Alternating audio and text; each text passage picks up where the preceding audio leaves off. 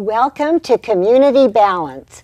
I'm Suzanne Barnett, your host, and tonight we're featuring an empowering organization called Sunday Friends. And my empowering guests are Janis, who is the founder and president of Sunday Friends, and Monsieur Ali Barekat, who is the executive director of Sunday Friends. I am so pleased you're here. Thank you so much for being here. Thank you for having us. I love doing shows with people like you and your organization. Janis, tell us, how did you found Sunday Friends? It was founded by accident, quite honestly.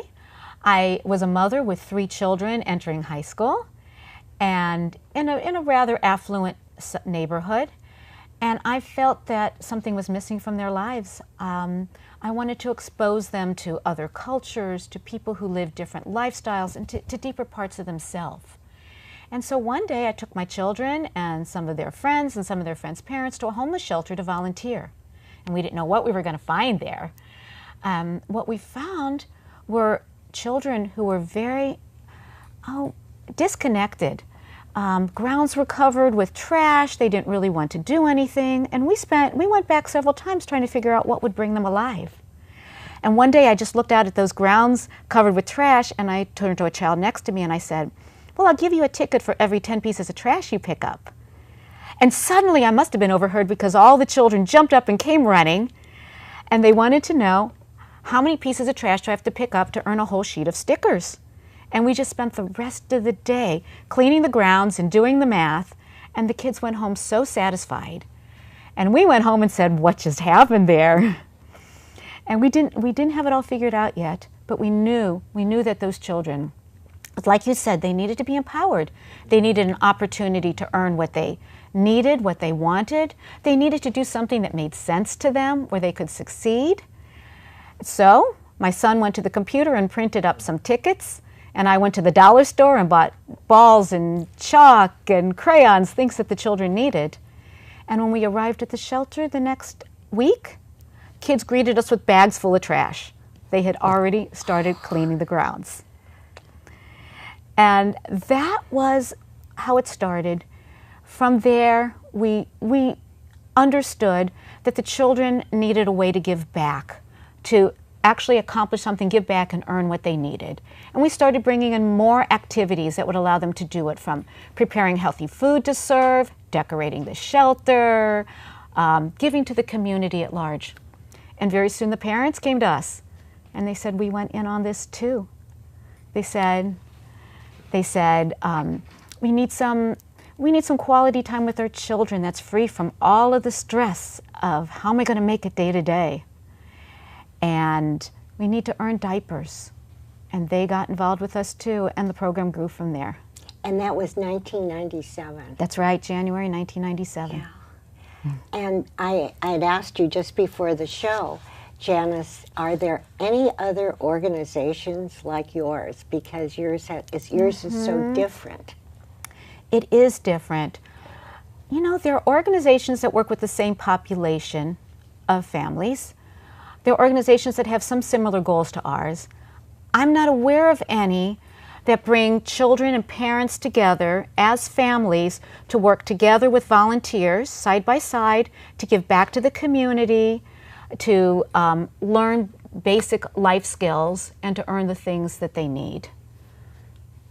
And Ali, tell us how you got involved. You're the executive director. What does that mean? Responsible for almost everything, but Janis is a great part of the organization, and I'm learning every day from her. But you know, 4 years ago, my son started volunteering for Sunday Friends, and he was a Boy Scout. He did the Boy Scout project, his Eagle project for Sunday Friends, and you know, he created these educational games that still today kids use it, enjoy it. And then one day last year, I became a board member to Sunday Friends, and sometime early this year, January of this year, our previous executive resigned, and I decided to step in, and seemed like there's no way of going back. Love every minute of You it. love it. Yes, That's I what do. we were talking about. It's so interesting because when you meet somebody, and especially being an interviewer, the people that are usually the people that are on the show love so much what they do. And Right. that to me is so exciting. What really excites you about it, Janis? What excites me is that on every Sunday, we have over 300 people who come together from all diverse kinds of backgrounds. Parents, children from very low income families, volunteers, often families volunteering with us. We come together, we work side by side as equals, and everybody brings out their best. Everybody brings out their best. Everyone contributes what they have to give. They make things better for everybody. We give to the community so that instead of our families seeing themselves as charity cases or society's needy victims, they see themselves as vital contributing members of society. And at the end of the day, they take the tickets they've earned, they go shopping, and they go home, and the parents are carrying bags full of diapers and laundry detergent and basic necessities, and the children are carrying bags full of items that they've earned themselves, school supplies, sports equipment, even bikes. They save up for bikes and toys. So it's all done. See, I didn't know this part. It's all done with the tickets. Yes. That's yes, the yes. motivating force. Yes. And you came up with that idea. Well, Yeah. you know what? I didn't come up with any ideas. I didn't start off thinking that I knew what families needed to break the cycle of poverty. What happened is that I've worked with the families and let the families show me the way over the last 15 and a half years. After every program, we go home and we say, what brought out the best in people today and what didn't? And let's do more of the first and less of the second. And because of that, the families have guided the development so that we have people who come and they bring out their best and they give their best and they start to identify with the best in them. And we feel that this is absolutely key to breaking the cycle of poverty. Our tagline is working alternative to charity, and we really believe it. That this is an alternative, that you work for what you get. We don't believe on giving anything away, and that's really, and our families realize that, and it's really, we educate them, they have fun, they empower them, we empowering them. Yeah. And that is really that makes it that they would come back. Now, where is this located? Where are you located? For the first 6 years of our program, we ran in homeless shelters. And then we moved. We moved out of the homeless shelter environment because, quite honestly, we would see such growth, such change in the families. We'd become so close, be so excited about what was happening, and then their 3 months at the shelter was up and they had to leave. And we said, when families need us the most is when they're really trying to gain stability in housing after they've been in the shelter, when they're on the edge of homelessness but not in homelessness. So we moved to an elementary school in downtown San Jose, Lowell Elementary School, and now we're in the process of expanding. Go ahead, you tell about that. That's basically what I got on board. I'm a skill to scale organizations. And when I saw this opportunity, I said, if you got something good, you got to bring it to other communities. And as a result, this fall, we're going to 2 more schools. One, Ann Darling, is by McKeon 101 in San Jose, and at Blackford Elementary School in Campbell. And that is really exciting. Now, I wanted to ask you, when you do this for the kids and the parents, how do they give back to their community? Good question. There's a long list of ways that they give to the community. They start by cleaning the grounds of our host facility of the school, so we leave it cleaner than we found it. They help us set up and get everything going. The children make gifts in every program for people who have different disadvantages in life than they have. So we give to children in the hospital, We give to elders in the convalescent home. We give to overseas community, disabled communities. So again, so they can identify with the gifts that they have and not with their neediness. The families sit together and write letters to the members of the community. They prepare healthy food to serve to everybody. What am I missing in terms of giving back? Yeah, this is a whole long list of ways. I can't get over the concept, because I think so many people, you know, the really down and out people, there's such an obligation, I'm sure, that they feel, don't you think? Yes, yes. And no matter what, how grateful, but there must still be resentment. But this, it turns it all around, doesn't it? You know, I usually give, like, we have visitors that they come to the program, and I love to give the tour of our program. And at the end, I stand aside with the visitors and say, what do you see? Yeah. It's like a happiness humming, like, you know, people interacting, you know, and the kids are just enjoying what they're doing. And that's what we really, the value system we're building into them, you know. It is, you don't see children throwing tantrums. You don't see meltdowns. We were together for 7 hours on a Sunday, and the families go home calm and feeling good. They accomplished. They gave, and they met their needs at the same time. We have a lot of stories to tell. Oh, tell a couple. Like, I love stories. Like, one of our stories is this kid, Alberto, 10-year-old. He was saving all his tickets, and one of the other things that we forgot to mention, we have bank. You know, that if you don't use your tickets, you can keep them, put them in the bank, and gain 2% interest per month. You know, that's pretty good. Good, huh? You know, and he was saving all his money in the bank, and everybody knew he's saving for that big bike. You know, and one day he comes, takes all his money from the bank, and goes purchase this stroller for this pregnant woman who he didn't know. And when they ask him, Alberto, why did you do that? And he says, she needed that. You know, knowing the difference between a need and a want, a 10-year-old, that's what we're building. You know, that's humble empowerment. Oh, I would say. I want to cry. No, I mean, it's so beautiful for a 10-year-old kid. Tell us more stories. Well, there's like this 7-year-old woman, right? Where when we gave her her first book ever in her life, 7-year-old. Imagine she never owned a book, a small book. Yeah. And she was in tears that this is the first book I have earned, I've owned. You know, and going through our ESL classes and learning how to read English was just amazing. You know. So you do classes too? Yes, we do classes. What kind of classes? We have classes for parents and teens in financial literacy, parenting effectiveness, how to help your children succeed in school, health, nutrition, stress management, even violence prevention. Oh my gosh, a long, long list. We have amazing experts in the community who come in and present classes. And then we have other education in the program. We play educational games with the children throughout the programs. We have reading. We have a health station that the parents visit to have their blood pressure checked, their weight, things like that. This is very important.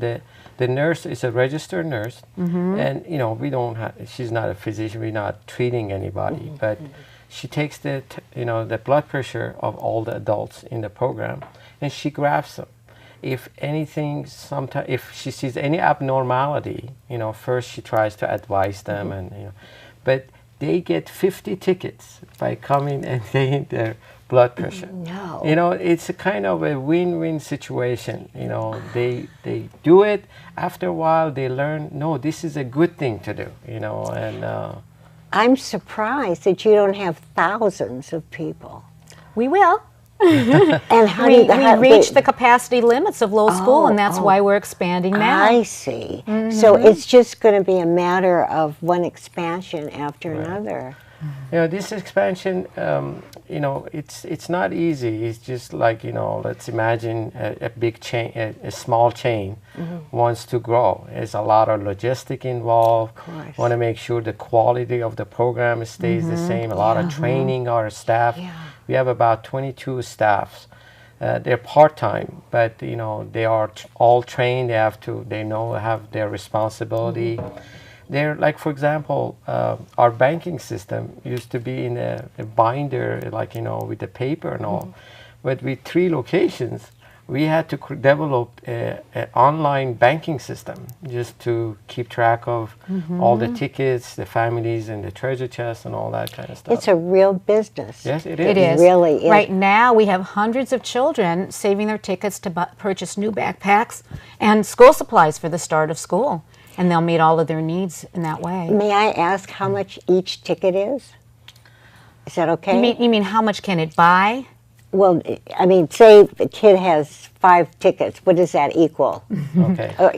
I shouldn't ask that question. No, you should. Is that okay? No, you sure can. A family usually gain 2,000 tickets in a program, in a day. And then what you can ask is like, what do you buy with the 2,000 tickets? Yeah, and it's basically a week worth of basic necessities. The diaper, if they have a small kid, the shampoo, toilet paper, detergent. It's roughly market value of between $40 to $50 that they actually gain. It's like green stamps used to be, isn't That's it? right. Yeah, but And that's they such have an to work for it. incentive, Yes. but they have to work. Work for it, yes. What if you have someone that's not such a good worker? What do you do? You know, No, we've we never. find something for them to do. We have never had that opportunity because our philosophy is that everyone has something to contribute in a community. And we have so many opportunities for contributing, and everyone finds a way to give. Could you talk more about that? That's so interesting. When people are in such dire need, to be able to change their feeling about themselves and their situation. You're absolutely right, because if you see yourself as incapable, as powerless, helpless, as a charity case, you're going to spend your time learning to manipulate the system to get what you need, because that's all that will work for you, and it's all that you know. Once you've learned that giving your best and contributing to the general good works for everybody, feels good, and gets you what you need, that flips a switch inside of you, right? That can change the rest of your life. And honestly, we have so many women who have never held a job before, and they're going out and getting jobs now and saying, Sunday Friends gave me the confidence to go out and get a job. So there's so many ways. I mean, the older children help the younger children. Every family members of all ages sit together and they write personal thank you letters to Sunday Friends contributors, and they get to write about what's inside of them, to know that what they have to say has value to others, because it really does get mailed to the recipients. You know, they help each other develop literacy, but they're also developing self-confidence and writing fluency and self-esteem through this too, and they find it nurturing. How do you raise money for your organization? We You want me to? Yeah, most of we get about close to 20 to 25% of income comes from grant writing. Grants. Okay, yes. About 16 to 20% comes from corporate businesses and corporations, and 60 to 65% comes from individual donors. You know, and we're really counting on that. You know, and that is pretty. You know, we're happy about that. That we don't rely on government. We don't have any government. Grants, we just rely on basically on individuals. Have you two thought about running for some political office? Like president, vice president? You're so effective. I want to say something to the previous. Most of our recruiting happens with the families. the families bringing other families. You know, that is the word of mouth. Yeah. You know, they see the value and they tell, because most of the time these families are afraid to try new things and, you know, finding out about things. But, you know, we're finding out that is our key, you know, that, you know, like, you know, just an example, last Sunday we were doing a dry run in Ann Darling, where the newest school we're going, you know, on August 19th.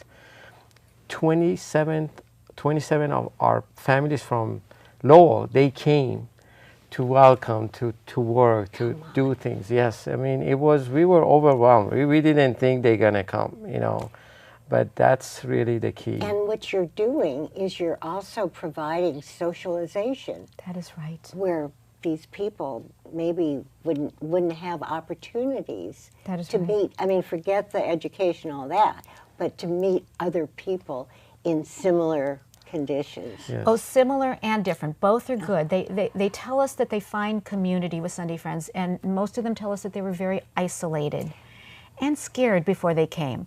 So they find friends, but they're also interacting with a broader community, the English-speaking community, if they're not English-speaking already, people from various backgrounds. And here we are, we're all side by side doing the same thing together, and it builds confidence in getting bigger in your community. This is really hot. No, it is. I read your wonderful webpage. Who did your webpage is fabulous. Come on, Ali, I'm so impressed. And I might mention to the audience too that both of you were technology people. Right. And so here you go from technology into social work, really. Right. That's right. And how does that make you feel? I mean, I still use all the skills that I have learned in the profit world. I mean, but I want to say even I work harder in here because it feels better. You know, it feels good. You know, but you know, these days you got to use technology. You know, we're actually going to be using technology on education. We're getting like, you know, grants to get like 10 iPads for the kids, and you know, we need to go with the time. And you know, if the kids are more receptive to learn with the new technology, that's what we're gonna do. And it's good that we background is right, you know, and you know, it doesn't take us a lot of cost and effort to do it, you know. And Janis, isn't that interesting that you also were a technician? I was an engineer. An engineer. And how does it feel now? Oh, how many years has it been? Let's see. 16 yes, years. that's right. About 16 years since I was an engineer. Yeah. And, you know, one of the things that I loved about the engineering world is that we learned to work together in teams, get the ego out of the way, and all work together for the end result, right? Support each other. There's a lot that I learned in the engineering world that I was able to bring in to what we're doing here. So no wonder you two have smiles on your face all the time. We love what we do. You love what you really do, and I it makes really you do. so happy. Well, you know, every time we work with thousands of people every year. You know, what is it? About 1,500 volunteers. So many people, and every time the phone rings, it's somebody wonderful at the other end, and it's somebody who wants to give. There's something in them that says, "I have something to give, and I want to give it." And I want it to be right. I want it to be authentic and genuine and of meaning. But how can we find out more about Sunday Friends? Well, we invite, you know, we have a program. They can check the website and learn about when is our next program and where the locations are. Come visit, you know, that would be wonderful. But Ali, excuse me, but I never heard about Sunday Friends until, you know, this. Yeah. So We're always told that we're the best kept secret in San Jose. And you don't want to be. We're changing that. We are changing that. That's what I want to know. How are you changing it? You know, by expanding, that's bringing us into new neighborhoods, new communities. Okay. We're making a lot of new friends. We're getting to know a lot of people within the San Jose government, local government, within the school systems, so many amazing collaborators. I want to mention the name of our website too. Oh, please do. www.sundayfriends.org, or just Google Sunday Friends. And there's a lot of information on there about how to volunteer, how to help behind the scenes, how to donate. I mean, so many different ways to contribute. And we also have we have a photo gallery of every Yes. event. If you miss the program, you can go to the gallery and see what are the things that kids were making that weekend or that Sunday. And you know, you see it. It's live. It's like a concert. You know, people. Some of our volunteer leaders don't want to miss it. You know, and it's that. You know, awesome to me. What a combination you two are. Really. And it's just so much fun for me, I have to say. I don't like to talk about my feelings, but it makes me feel so good to meet people like you two, really. If more people on our planet were like you two, it would be perfect. Maybe when we die, we'll go to another planet and we'll start Sunday, Monday, Tuesday Friends, right? There you go. And I'll be part of it, but you have to promise to do my webpage. Okay. There you go. Yeah. So what do you envision happening in the next 5 years? Go ahead. Sure. You know, scalability is really the key. You know, What is that? Scaling the program. What does that mean? Means like, you know, be able to do program remotely. Like, you know, there is only one of me and Janis and the crew we have. Like, you know, one of the things I constantly thinking, how can I have an event going on in Fresno, right? Therefore, like how the infrastructure, all the things we need to have in place for that kind of. So you can enlarge on the computer, on the internet, for other people to do something similar. Yes, like you know, like we can, like you know, have the logistic, have the people, volunteers from that local group, teach them how you run another event like Sunday Friends. But we will provide all the material, curriculum, all the infrastructure, all the supporting things they need to run a program. Well, this is a good way to end our program. Great. I'm really happy. It's our pleasure. Oh no, it's my pleasure indeed. Thank you so much. Yeah. And all I can say is that I wish you more and more success, and I can't wait to come visit you. Okay, great. And I Thank will. you. Thank you. Really, thank you so much. I always thank my crew, our crew, and this is all. We're all volunteers, and we just have a wonderful time. We have such a great producer, young Alex Lowe. And of course, what would we do without you, our audience? So thank you so much for watching, and I can't wait to see you next time. Bye-bye.